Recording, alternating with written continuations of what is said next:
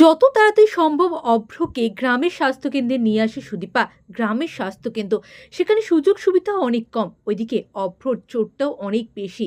ওইদিকে রাতেও বাড়ি আসছে না দেখে সুদীপাকে ফোন করে আদিত্য।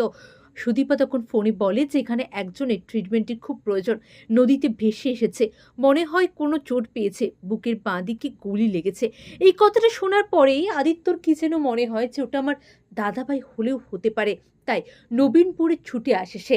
ওইদিকে সুদীপা আপ্রাণ চেষ্টা করে যাচ্ছে অভ্রকে বাঁচানোর, না জেনে, সে জানে না যে সে তার বোনের সিঁদুর রক্ষা করছে, সে তার বাড়ির একজন সদস্যকে বাঁচাচ্ছে।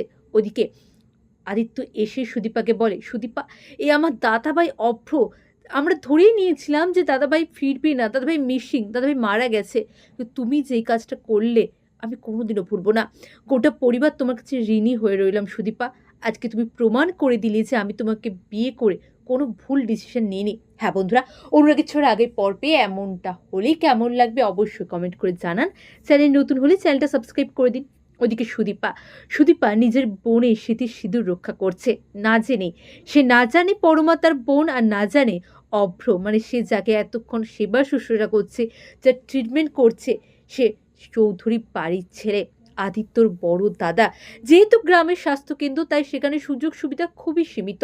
আর ওইদিকে অভ্র চোটটাও খুব বেশি, অনেকটা রক্ত বেরিয়ে গেছে। সুদীপা বুঝতেই পারছে না কি করবে। ওইদিকে ডাক্তার দাদু এখন নেই। ওইদিকে তখনই আদিত্য এলো। আদিত্য এসে দাদাকে ওখান থেকে নিয়ে যেতে চায়, কিন্তু সুদীপা বলে, আপনি একটু বোঝার চেষ্টা করুন মিস্টার চৌধুরী, এখন নিয়ে যাওয়া যাবে না, ওনার কন্ডিশন ভালো নয়। আপনি একটু আমার উপর বিশ্বাস রাখুন, আমি আপনার দাদাকে সুস্থ করেই বাড়িতে ফিরিয়ে নিয়ে যাব, কথা দিচ্ছি। আমি আপনার দাদার কিচ্ছু হতে দেব না। তারপরেই সুদীপা নিজের পরীক্ষা দিতে শুরু করে।